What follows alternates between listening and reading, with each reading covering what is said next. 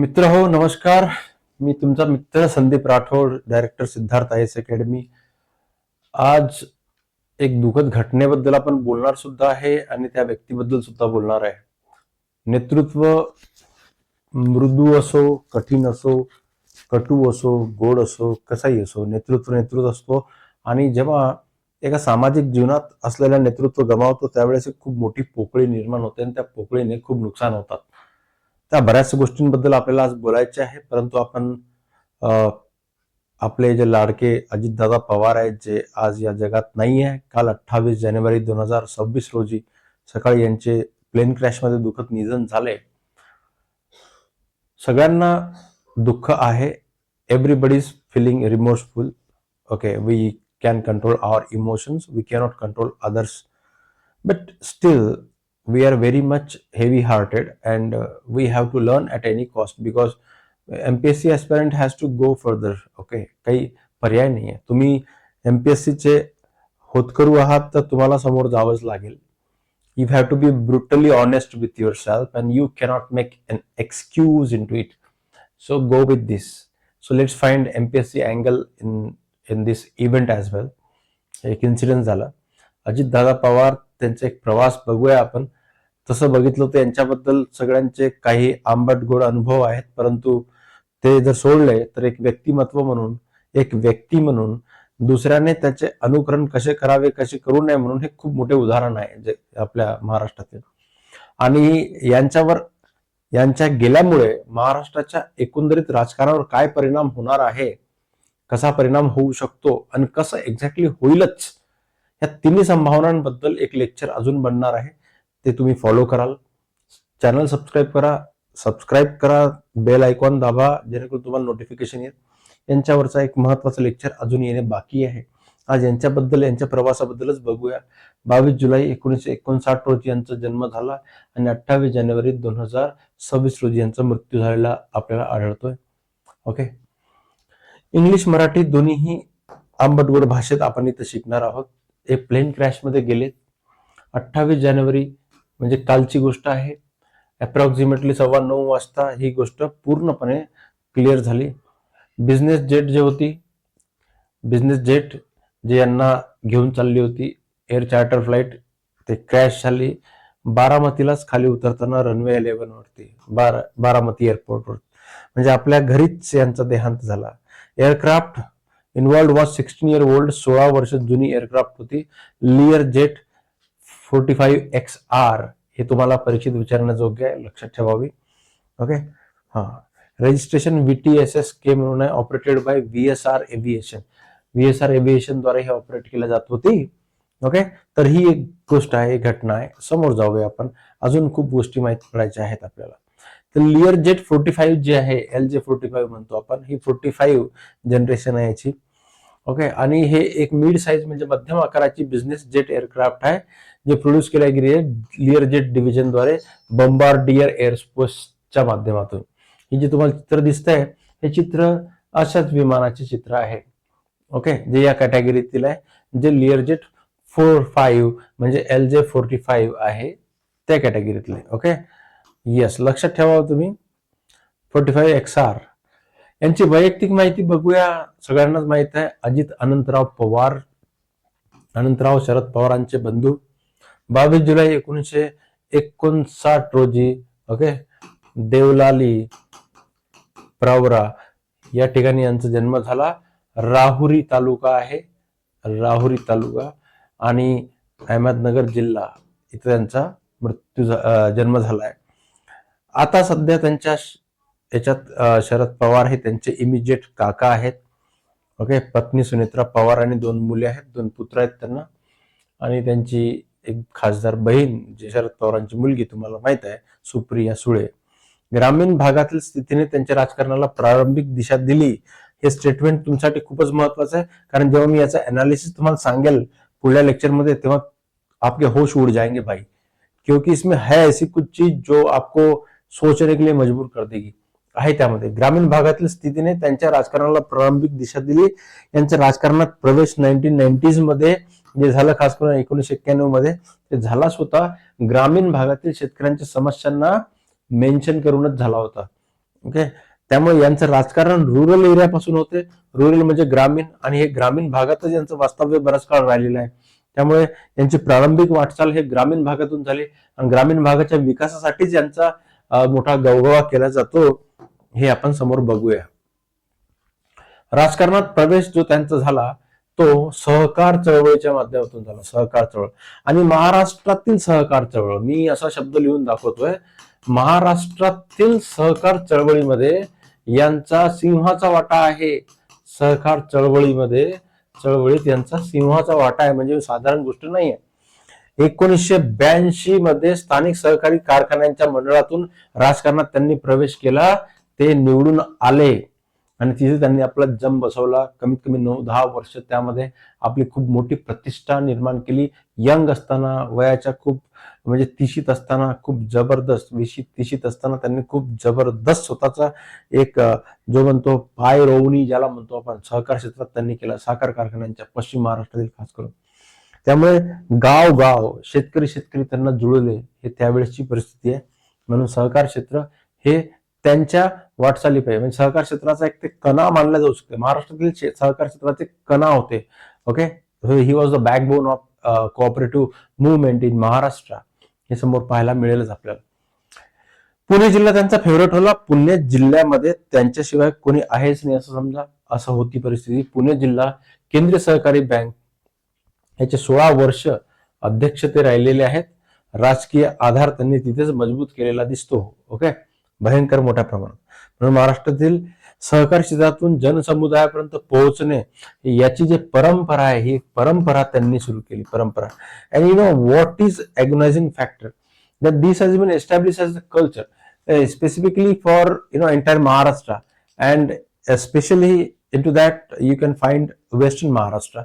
पश्चिम महाराष्ट्र खास करून त्यातील एक खूप महत्वाचा भाग बनतो, ज्यात सहकारी क्षेत्रातून, सहकारी चळवळीतून मुख्य राजकारणात प्रवेश करणे. ओके, हा जो एक ही जे एक संधी आणि ही जे ज्याला म्हणतो आपण एक कल्चर, संस्कृती एस्टॅब्लिश केली, त्यामागे अजित दादा पवार यांचा खूप मोठा रोल आहे, हे लक्षात ठेवावं. नाव विधानसभेची कारकीर्द जर त्यांची बघितली, मी ब्रीफ मध्येच सांगत आहे, कोणालाही कुठेही मिळून जाईल, परंतु त्या गोष्टी ज्या मला नेक्स्ट लेक्चर मध्ये सांगायच्या आहेत, एमपीएससी अँगल दाखवायचा आहे तुम्हाला, coalition government, federalism, central state relations, okay, power balance, या सगळ्या गोष्टी ज्या बोलायच्या आहेत, जे फक्त मुख्य प्राथमिक म्हणजे प्रारंभिक परीक्षा प्रिलिमसाठीच महत्वाची नाही, तर मुख्य परीक्षेसाठी सुद्धा तेवढेच महत्वाचं आहे. इंटरव्ह्यू पर्यंत महत्वाचं आहे. येणाऱ्या सर्व इंटरव्ह्यू एक्झाम मध्ये ते खूपच महत्वाचे गोष्टी तिथपर्यंत सांगण्यासाठी मला त्यांचा हा बॅकग्राऊंड सांगणे आवश्यक आहे. तसे हे कोणतेही एक्झाम असो, त्याच्या प्रिलिम मध्ये तर तुम्हाला 100% याच्यावरती एखादा प्रश्न असेलच, म्हणून तो कंटेंट मी शॉर्ट करून इथं आणलेला आहे. 1991 मध्ये बारामती हा त्यांचा गड आहे. बारामती मतदारसंघातून विधानसभेच्या सदस्यत्वासाठी, एमएलए साठी ते निवडून आले. ओके, 1991 मध्ये सर्वात पहिले तर ते खासदार पदासाठी निवडून आले होते. ठीक आहे, लक्षात ठेवा. पहिला विजय त्यांचा खासदारासाठी होता. खासदार, ओके, खासदार म्हणून पहिला विजय जर बघितला तुम्ही ऍक्च्युअल पॉलिटिक्स मध्ये, तर त्यांनी इथं हे केलं होतं. ओके, लक्षात ठेवा. विधानसभे सदस्य म्हणून निवडून आले. अखंडपणे 6 वेळा विजय त्यांनी मिळवला आणि त्या 6च्या 6 वेळा ते हारले नाहीत. ओके, पहिला हा म्हटलं मी. त्यानंतर ओके, बाय इलेक्शन झाले 1991 मध्ये, तिथे ते जिंकले. ठीक आहे, 1991 नंतर 4 वर्षांनंतर परत महाराष्ट्र विधानसभेच्या निवडणुका झाल्या. 95, 2 झाले, 3 99, 2004, ओके, 4, 2009, 5 आणि 2014, 6 अशा 6 वेळा कंटिन्यूस त्यांनी विजय मिळवला आणि त्यांना कोणी हरवू शकलं नाही. ओके, हे त्यांची खास करून तिथले दबदबा आपल्याला माहित पडतो. 1991 मध्ये बारामती लोकसभाचे प्रतिनिधी पद जे आहे त्यांनी सोडलं त्यांच्या काकांसाठी. ओके, मिस्टर शरद पवार यांच्यासाठी, साहेबांसाठी, जेणेकरून त्यांना लोकसभेची जे समोरची वाटचाल होती, त्यामुळेच ते पी.व्ही. नरसिंहराव सरकारच्या काळामध्ये डिफेन्स मिनिस्टर म्हणून शरद पवारजी पदावर आले. ओके, परंतु ही त्यांच्या कारकिर्दीतली खूप महत्वाची गोष्ट आहे. ओके, नंतर मंत्रिपद आणि सरकारी भूमिकेमध्ये काही गोष्टी ज्या हायलाइट करण्याच्या आहे, ते महाराष्ट्राचे उपमुख्यमंत्री म्हणूनच गेले या जगाला सोडून. परंतु त्याआधी ते बऱ्याच वेळा उपमुख्यमंत्री पदावर होते. 6 वेगवेगळ्या सरकारांमध्ये ते उपमुख्यमंत्री पद होते. आणि he became the longest one of the longest serving deputy chief minister. Okay, one of the longest serving deputy chief minister. ते उपमुख्यमंत्री म्हणून सर्वात लांब काळ घालवणाऱ्या उपमुख्यमंत्र्यांपैकी एक झाले ते. ओके, लक्षात ठेवा. पृथ्वीराज चव्हाण, देवेंद्र फडणवीस, ओके, उद्धव ठाकरे आणि एकनाथ शिंदे यांच्या कालावधीमध्ये ते उपमुख्यमंत्री राहिले 6 वेळा. हे लोक आहेत 1, 2, 3, 4, पण यांच्या कारकिर्दीत 6 वेळा ते उपमुख्यमंत्री राहिलेले आहेत. ओके, लक्षात ठेवा. इतर लोक जे उपमुख्यमंत्री राहिले त्यांचं तुम्ही एकदा बघून घ्या. आजपर्यंत कोणते कोणते खाते, कोणते कोणते पोर्टफोलिओ त्यांनी सांभाळलेले आहे हे लक्षात ठेवणे आवश्यक आहे. ओके, फायनान्स अँड प्लॅनिंग, आणि यामध्ये त्यांचा खूप मोठा हातखंडा होता. फायनान्स अँड प्लॅनिंग मध्ये त्यांचं बजेटरी मॅनेजमेंट खूप जबरदस्त मानलं जाते. त्यांनी कित्येक वेळा बजेट मांडलेलं आहे. ओके, ते तुम्ही शोधून काढायचे आहे. खूप साऱ्या मॅगझिन जे आहे तुम्हाला त्याचा डेटा आपोआप पुरवून टाकेल, तुम्ही लक्ष ठेवाल त्याच्यावरती. जलसंसाधने, ओके, त्यांनी खास करून महाराष्ट्र कृष्णा व्हॅली कॉर्पोरेशन याची त्यामध्ये खूप महत्वाची भूमिका बजावलेली आहे. आणि जलसिंचनामध्ये जलसिंचन सोबतच काय म्हणतो आपण त्याला हायड्रोइलेक्ट्रिक पॉवर जनरेशन मध्ये त्यांचा खूप मोठा हात आहे. ऊर्जा संसाधने, गृहनिर्माण व गाव विकास, ग्रामीण विकास यामध्ये सुद्धा ते अग्रेसर होते, याचे मंत्री राहिलेले आहे. राज्य विशेष शुल्क एक्साईजचे मिनिस्टर राहिलेले आहे. खेळ व युवा कल्याण यामध्ये सुद्धा ते अग्रेसर होते, हे तुम्हाला लक्षात ठेवणे आवश्यक आहे. ओके, ह्या गोष्टी लक्षात ठेवा. याच्यावर प्रश्न येतात. मी प्रश्न याच्यावर कसे फ्रेम होऊ शकतात याचा एक वेगळा लेक्चर प्रश्न आणि उत्तराच्या माध्यमातून आपण डिस्कस करूया. तुम्ही चॅनल सबस्क्राईब करा. मात्र राजकीय धोरण आणि नेतृत्व यामध्ये लक्षात ठेवा त्यांचा एवढा दांडगा अनुभव आहे की जवळपास असं म्हणू शकतो आपण की त्यांनी राजकारणात जो प्रवेश केला तिथून आतापर्यंत कमीत कमी 4 दशके, 4 डेकेड्सचा अर्थ 4 दशके असं होतं. 4 दशक म्हणजे 40 वर्ष त्यांचा राजकारणातील जो हातखंडा आहे, त्यामुळे त्यांना राजकीय धोरण बनवण्या, निर्मितीमध्ये, नेतृत्व करण्यामध्ये त्यांची तोडच नाही आहे. देवेंद्र फडणवीस, एकनाथ शिंदे हे त्यांच्यासमोर ओके बच्चे, म्हणजे असं म्हणू की त्यांना हे त्यांचे ज्युनियर आहेत. यांना तेवढं जे माहित नाही ते त्यांना माहित आहे. म्हणून त्यांचा एवढा पगडा इव्हन आपण म्हणू शकतो एनसीपी मध्ये होता, राष्ट्रवादी काँग्रेसमध्ये होता, की त्यांनी एक वेगळा गट स्थापन करून टाकला त्यातून, आणि ते शक्य झालं. राष्ट्रवादी काँग्रेस पक्ष यांचे वरिष्ठ नेते म्हणून त्यांना म्हटलं जाते. महाराष्ट्रातील खास करून गठबंधन आणि राजकीय संघटन मध्ये महत्वाची त्यांची भूमिका आहे. ओके, तुम्ही विचार करा, मागच्या 10 वर्षापासून महाराष्ट्रामध्ये कोणत्याही विशेष प्रकारे गठबंधन निर्मिती ही खूपच किचकट बाब आहे. महाराष्ट्राचे राजकारण खूप विकोपाला गेलेले एका प्रकारे जर बघितलं. परंतु मागच्या 2 सरकार, एक कोलमडली आणि आता टिकून आहेत, त्यामध्ये गठबंधन हा काय प्रकार असतो, कोणाशी गठबंधन करावे, कशा प्रकारे राजकीय संघटन बनवावे आणि सरकार स्थापन करावे, यामध्ये ते खूपच मातब्बर होते असं म्हटलं जाते. पण तुम्हाला मागचे खेळ माहीत असतील, त्याच्यावर काही विशेष भाष्य करायची गरज नाही. कोलिशन मध्ये खूप मोठे प्रभावी होते आणि खास करून गठबंधन आणि राजकीय संघटनामध्ये त्यांनी प्रांतवाद सर्वात आधी पाळलेला दिसतो, राष्ट्रवाद नंतर पाळला. म्हणून राष्ट्रीय धोरणांना त्यांनी राजकीय कल्याणाच्या वरती होऊ दिलं नाही कधीही. ओके, म्हणजे राज्यस्तरीय, ते खूप महत्वाची गोष्ट आहे. काका भतीजा इनमें एक दरार आ गई थी, ही गोष्ट लक्षात ठेवणे आवश्यक आहे आपल्याला. 2023 मध्ये एनसीपी हा पक्ष विभागून भाजप शिवसेना गटात सामील झाले. घड्याळ हे प्रतीक सुद्धा, सिंबल सुद्धा त्यांना मिळाले आणि त्यांनी तिथून स्वतंत्ररित्या एक मुखिया म्हणून कार्यक्रम आधारलेला दिसतो. ठीक आहे, हे पवार यांची विशेष उपलब्धी अलीकडच्या काळात होती, कारण माननीय साहेब श्री शरद पवार यांच्या विरोधात जाऊन पक्षाला तोडून एक नवीन पक्ष निर्माण करणे म्हणजे तेच, आणि ओरिजिनल पक्षासारखी स्वतःची भूमिका बजावणे ही खूप मोठी गोष्ट आहे. म्हणजे त्यांचा एनसीपी मध्ये सुद्धा किती वरदस्त होता हे आपल्याला माहित पडते. प्रशासकीय आणि धोरणात्मक योगदान जर बघितले तर तुम्हाला हे अत्यंत व्यवस्थित माहित पडेल. राज्य अर्थसंकल्प आजपर्यंत ज्या ज्या लोकांनी मांडलेले त्यामध्ये सर्वात जास्त अचूकपणे किंवा सूचक पद्धतीचे अर्थसंकल्प मांडण्यामध्ये त्यांचा खूप मोठा गवगवा केला जातो. वारंवार महाराष्ट्र अर्थसंकल्प सादर त्यांनी केलेला आहे. पायाभूत सुविधा ज्याला इन्फ्रास्ट्रक्चर म्हणतो, त्यामध्ये धरण, रोड किंवा इतर ज्या गोष्टी आल्या किंवा सिंचन व ग्रामीण विकास प्रकल्प, यामध्ये महत्वाचे प्रकल्प त्यांनी पुढे नेले. मी महाराष्ट्र कृष्णा व्हॅली डेव्हलपमेंट कॉर्पोरेशनची एक गोष्ट सांगितली, फक्त उदाहरण आहे.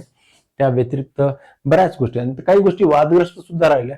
इथं वादग्रस्त गोष्टी बोलण्यासाठी आपण नाहीये, वादग्रस्त गोष्टी नेक्स्ट लेक्चरमध्ये आपण नक्की बोलूया. ओके, आर्थिक नियोजन ही खूप महत्वाची एक गोष्ट आपल्या समोर येते. आर्थिक नियोजनामध्ये खास करून आपण म्हणतो की इकॉनॉमिक प्लॅनिंग हे एक खूप क्रुशियल फॅक्टर आहे एखाद्या राज्याच्या किंवा देशाच्या संपूर्ण आर्थिक घडामोडीमध्ये, आर्थिक वाटचालीमध्ये, प्रगतीमध्ये. हे जर काही योग्य असेल तर खूप गोष्टी होतात.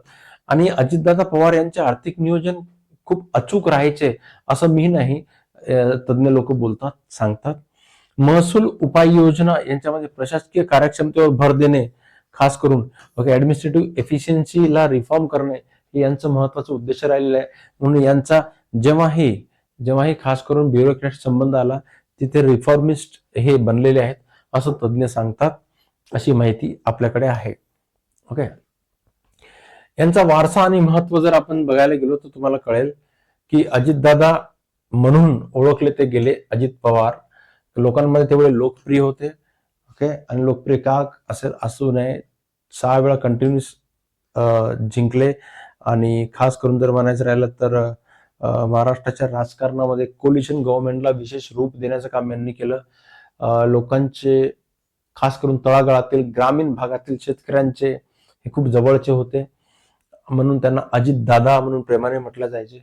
महाराष्ट्राच्या इतिहासातील दीर्घकाळ उपमुख्यमंत्री एक वन ऑफ देम असं ओळखलं जाते. 6 टर्मसाठी ते उपमुख्यमंत्री राहिले आणि राज्याच्या राजकारण, विकास व पक्ष धोरणांवरती खोल प्रभाव त्यांचा दिसतो. मग ते कोणताही पक्ष असो, इव्हन बीजेपीच्या पॉलिसी त्यांनी बेंड केलेल्या दिसतात, शिवसेनेच्या पॉलिसी त्यांनी बेंड केलेल्या दिसतात, काँग्रेसच्या पॉलिसी बेंड केलेल्या दिसतात. So he was that much influential person. Okay, and he also served as leader of opposition, विरोधी पक्ष नेता म्हणून 2022-23च्या काळामध्ये महाराष्ट्र लेजिस्लेटिव्ह असेंब्लीमध्ये, विधानसभेमध्ये ते लीडर ऑफ अपोजिशन म्हणून सुद्धा राहिलेले. भूमिका त्यांनी सोडली नाही, ही सुद्धा भूमिका त्यांनी व्यवस्थित बजावलेली दिसते.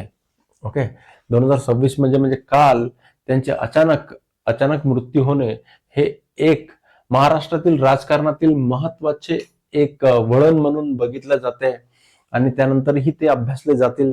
आणि या गोष्टीचा परिणाम म्हणून जर बघितला तर आज जे तत्कालीन महाराष्ट्रातील राजकीय परिस्थिती आहे त्यामध्ये कशा प्रकारचे स्थित्यंतरण होणार आहे, ओके, किंवा नेतृत्वाच्या